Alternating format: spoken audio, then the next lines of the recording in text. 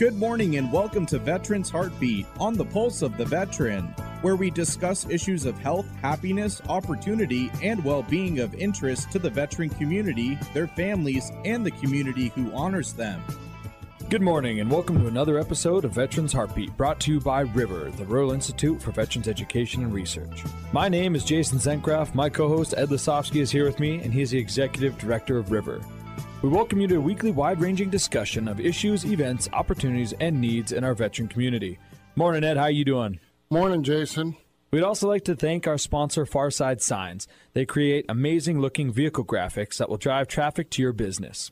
They are located at 1526 South Avenue West in Missoula. Follow them on the web, Instagram, and Facebook, or just stop on by. Well, this morning we're talking about the trip we just took to the International Association of Suicide Prevention. The reason that this was so critical was statistically, Montana is almost double the national average for veteran suicide.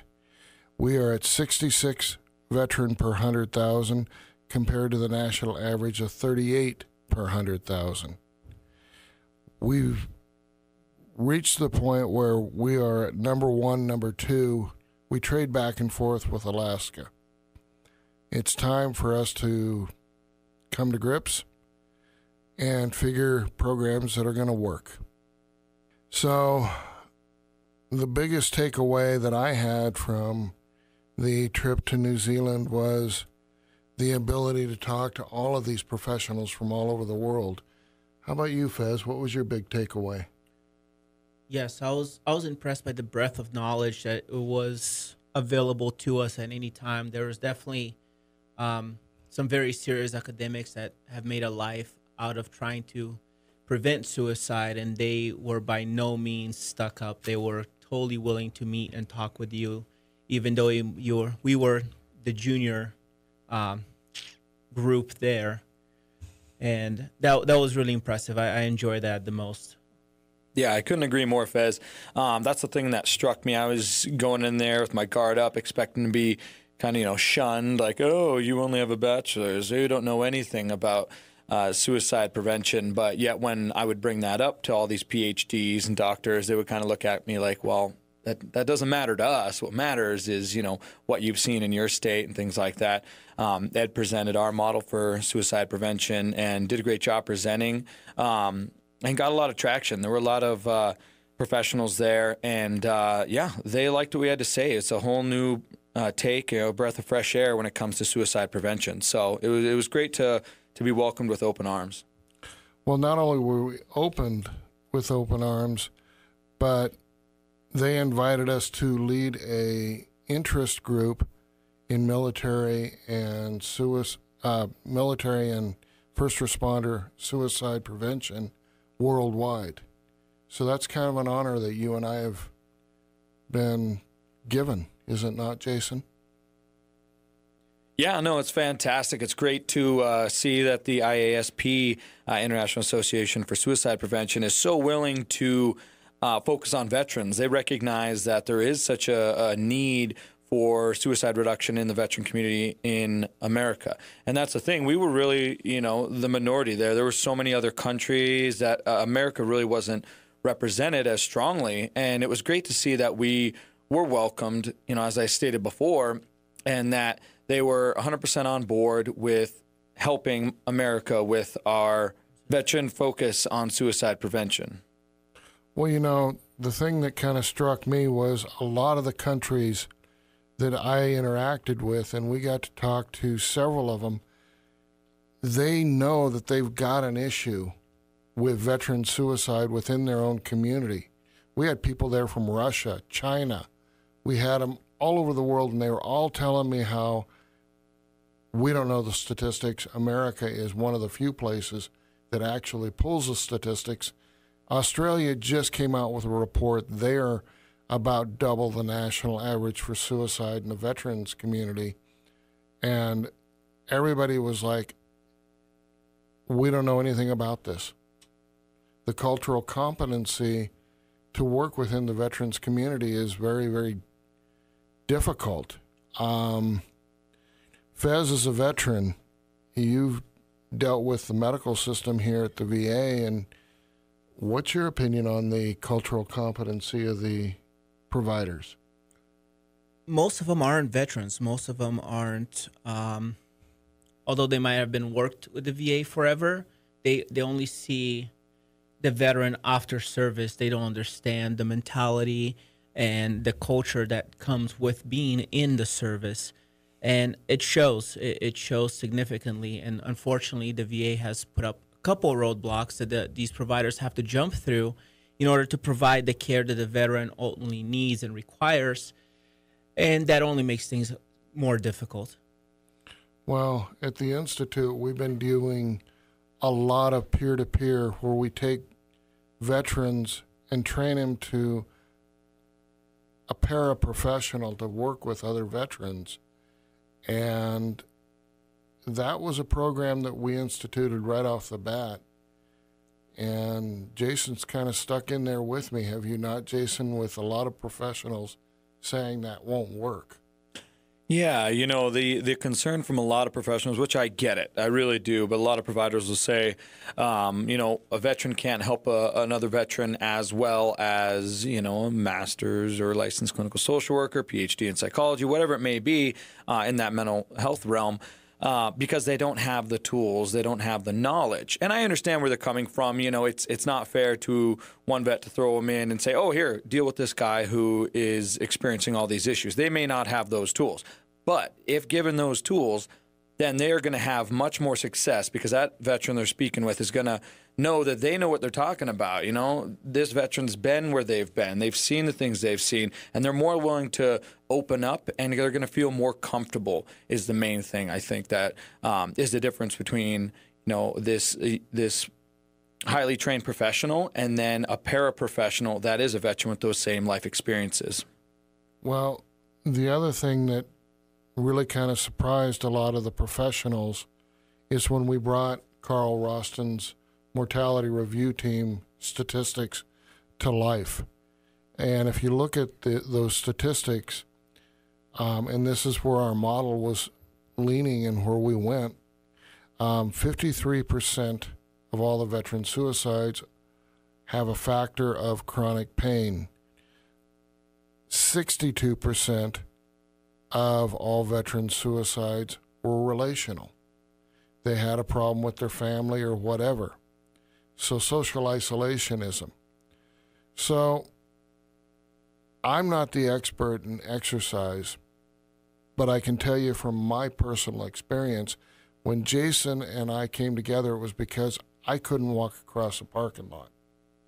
That put me into a social isolationism to where I couldn't do anything, and it forced me to become depressed and everything else.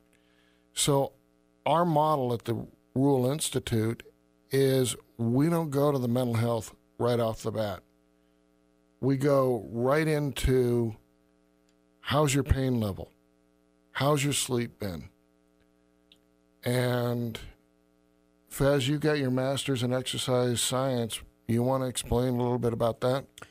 Absolutely. Exercise not only does it release endorphins and all that good stuff and help you lose weight and become more mobile and reduce pain and ultimately make you live a healthier, longer life, but it also has that social element to it. Most people that want to exercise, they aren't going to sit in their homes and do push-ups in front of their dogs or cats or TVs. They're going to go somewhere, and that, if in the very minimum, forces you to say hello to the front door person, and that small amount of interaction can make a huge difference in this person's world. I personally like group fitness, so I go to this class and there's 24 other people there, and 23, I'm the 24th, and I know people's names, and I see them downtown when I'm walking around with my dogs, and we stop and say hi to each other, and that creates although distant, a secondary group of people that now know me and I can interact with, and it really creates a sense of belonging, and it's just a fantastic thing for you to have. And what you're talking about, Fez, is one piece of many different things that we focus on at River, and one of the things that I talked about before that Ed presented on. So I'm going to kind of give an overview of what the whole conference was like for people who, haven't been to that type of conference or conference at all. So when we first got there, there was a ceremonial haka presented by a Maori warrior who presented it to the president of the IASP Foundation. So he started this out where he did a dance. He did a lot of the poses. If you're not familiar with the haka, please look it up. It's a very, very cool ritual. So he started going through it. He ended up placing some leaves on the ground, stood back, and still were making these gestures with a weapon, which was very intimidating. But what it symbolized to me is that he is willing to hand this leaf over to the president of the IASP. President went over, picked it up, and showed him that he respected him and he accepts him into their culture. So from there, we went into the building, and they did another ceremony where they sang a few local songs. A lot of the leaders in the community stood up and spoke in their native language to everyone. It was very beautiful. Their language is fascinating to listen to, and it was a wonderful experience. Afterwards, we broke up and went into multiple groups. They had 4 classrooms where there was presentations going on constantly. Every now and then they'd take down a divider and make one room bigger. But it went on for 4 days where you could bounce around and look at different presentations to see if this is something that you would like to learn about or bring back to your institute. And Ed was one of the presenters. So I'm going to hand it over to Ed so he can talk about what our model was for suicide prevention, because a lot of people hear that and they just say, oh, get him to mental health. But that may be a reaction to a lot of people, but that's not the reaction and the approach that we take at River. So if you want to take it away, Ed, and explain how we treat suicide prevention for veterans at River. Well, we were talking to Fez about the exercise. We look at health in a holistic manner. Consider a triangle. You got 3 sides to the triangle. You have physical health, you have mental health, and you have community health. Inside that triangle is the fire of life. So if one of those is weakened, it's going to weaken the fire of life. So our model is based on the mortality review team's statistical review of veteran suicide. So instead of going to mental health, the first thing we do is we interview them about their pain factors and their sleep factors. We give them a complete physical. We make sure that what's going on in their world is actually representative of what we can do to help them. In other words, a counselor cannot provide pain relief. Yet at the Institute, we have dry needling, we have rehab doctors, we have pain management doctors, we have counselors, we have acupuncture, we have even a product that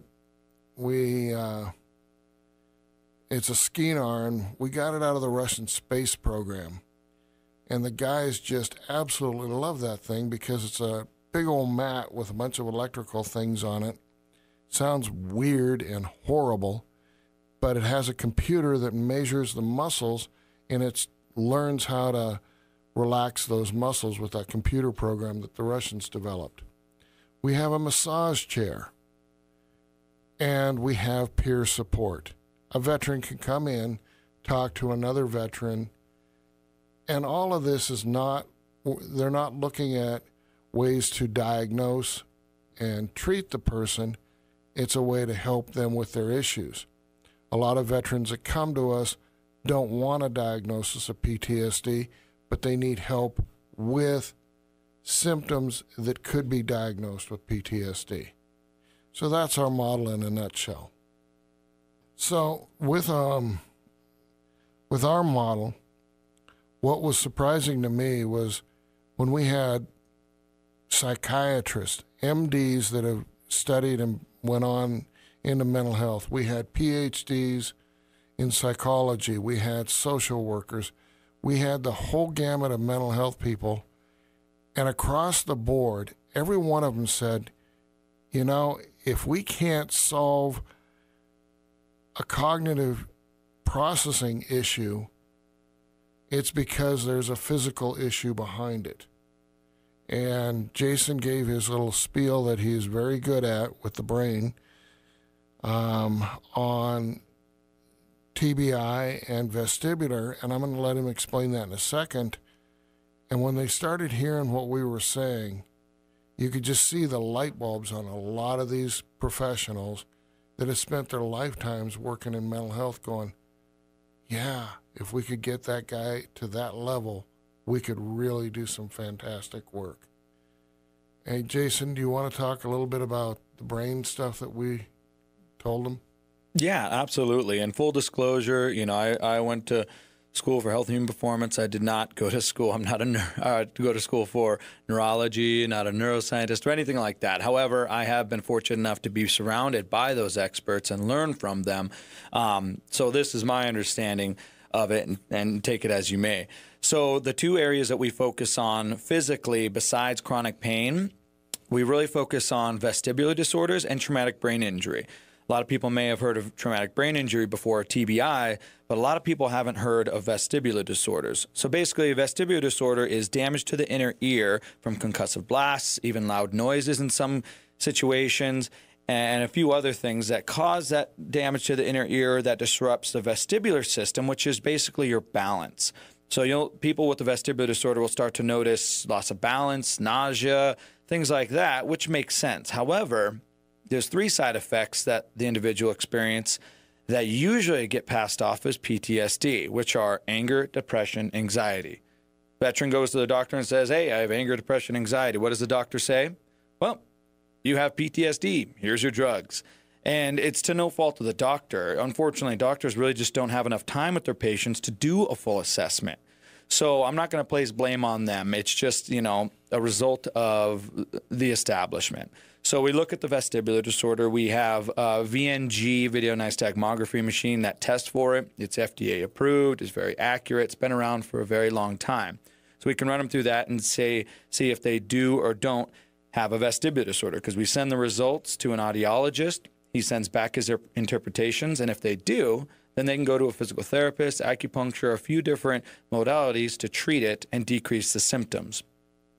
The other issue that we look at is traumatic brain injury.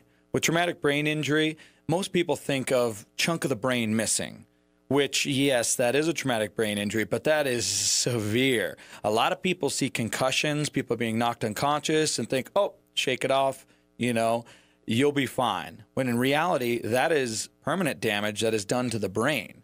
And what they've noticed, especially Dr. Mark Gordon out of LA, who is a neuroendocrinologist focusing on hormone levels in people who have experienced traumatic brain injury, he noticed that certain hormones like testosterone, growth hormone, thyroid stimulating hormone, basically all the hormones that, keep your lean muscle, burn off fat, keep you happy, keep you motivated, increase libido, all these different things. Those hormones start to decrease. He even saw I believe he was 23-year-old male who had just gotten out of the military, and he had a testosterone level of 120. Now, the range is 300 to 800. He should be closer to that 800 range. So just sitting at 120, he started experiencing things like suicidal ideation, this anger, depression, low libido, all these things that were just crippling him. And he was very suicidal and experiencing tremendous amount of issues. So he addressed his hormone levels, brought him up to a normal level. He's not juicing him with a ton of testosterone and shooting him through the roof like the Hulk. Just bring him back to a median level, about in the middle between 300 and 800. And all these symptoms start disappearing, because damage to the brain can cause damage to the hypothalamus, which cause the brain to downregulate these hormones. So you address those hormones, bring them back up to a normal level, and they can start resuming normal functioning from day-to-day activities. All right. Well, so those of you that didn't understand the brain, you still don't understand the brain, but Jason's got one. Hopefully better. It's a lot to take in. We've been doing this for 5 years, but to me, it was exciting to see the mental health professionals saying, yeah, there is something to taking care of the physical side before you send them over to mental health. We've treated a lot of veterans with vestibular disorders, and the surprise to me was when I had a veteran come in and he explained it like this, and it's the best explanation I've got. And that was, a vestibular disorder is like walking on a trampoline. You don't know that you're walking on it after a while, but once you get off that trampoline, things kind of straighten out that you didn't even know were a problem. Another issue that we kept coming up with at the conference that we saw over and over again was a lot of the countries want help for the veterans, but they don't understand how to even approach it. Fez, I know that you got into a couple conversations about that. I heard a couple of them. I am definitely the skeptic of the group here. I was the one ruffling feathers. I kept my mouth shut until near the end. But you're absolutely right. There's a general consensus that in conferences like this, that things can be solved academically, and they can be solved through looking at numbers and putting up higher guardrails and removing personal freedoms. And in the other hand, they also talk about replacement, and which is meaning that people find ways, and they never really addressed how to overcome that. And again, me being the skeptic, I'm like, isn't this just an exercise in intellectuality and not really solving anything? And a lot of them were hard-pressed to give me a solid answer. And the ones that did were the ones that were trying to truly develop in the governmental level programs to reduce suicide rates in their countries and or communities, and really pushing for that suicide prevention, and not just being academics about it and talking about something that they understand way more than anybody else. I think what Fez is trying to be politically correct and not saying is taking away the guns for sake of preventing suicide for veterans. And that's what he means by placing barriers. The problem with placing that barrier, and we discussed this at great length, when you remove one barrier, another one becomes available. An example, the one that I still shocks me to my core, is in Afghanistan, the women don't have any means to really kill themselves. So what they do is they take the cooking oil, throw it on themselves, and light themselves on fire. That's their method of suicide. So even if you take away the guns, we're going to find a different way. And we're veterans. We are a resourceful bunch. Where in Australia, they see hangings is their number one source of suicide. So, and what are you going to do? You're going to ban ropes? You know, are you going to ban people from walking across a bridge? There's, that's what I meant by the replacement. I was being literal when they talked about raising up higher guardrails, because that's one of the things that they've done in both Korea and Australia. But it's true. If there's a means, there's a way, and there's always a means, unfortunately. So the way to solve this, or to at least reduce it, is by truly creating prevention programs, creating intervention programs, and having those being readily accessible, and not only that, having them be accepted and as a way to help yourself, which currently, calling a 1-800 number at 4 a.m. when you're looking at a weapon or a noose, or you're standing on the edge of a bridge, that's really not a very good answer. Well, we've got to reach out before then. It's the message that we have with our model. And I think we've got to applaud the state of Montana. I mean, we talk about how crappy the government can be. They at least gave us statistics that we can actually implement new programs on that can be effective, and we've done that at the Institute. Yeah, absolutely. And to kind of allude to your triangle that you're speaking of before, the fire of life, there's mental health. Okay, makes sense. Physical health. Okay, even people who hadn't thought of it before. Okay, yeah, absolutely. Chronic pain makes sense. And then sense of community. Community is very important. That that scenario Fez gave of being on the edge of the bridge with the gun noose, whatever. They're not going to call their psychologist at 3 a.m. Oh, I better call Dr. So-and-so. No, they're going to call their friend. They're going to call their brother, their sister, their family member, whoever it may be. And to have that strong sense of community, and there's many ways of doing that. We have our own way at River, but that is a very important key that a lot of suicide prevention efforts, unfortunately, leave out. Well, and the other thing that we've got to do is figure out how to work together. And one of the overarching themes of the counseling is the sense of relief that the veteran that was just killed himself felt, that at least the fight's over. That's how the families felt. There was nothing more, no more fighting. Well, it's been kind of an interesting Veterans Heartbeat this morning, and I appreciate all the listeners. So thank you very much for listening to Veterans Heartbeat. We'd not be able to bring it to you without all the support of the listeners. And thank you again to Farside Signs for sponsoring the show. If you do need a unique vehicle design, swing on by and check them out. Also, thank you to our main sponsor, River. River has an array of services such as veterans-focused education, a vestibular disorder clinic, and now non-pharmaceutical treatments for pain, anxiety, and depression. Check them out on Facebook or on the web at riverofchange.org. Lastly, we'd like to show our appreciation to all of our veterans. Thank you for serving our country and keeping it safe.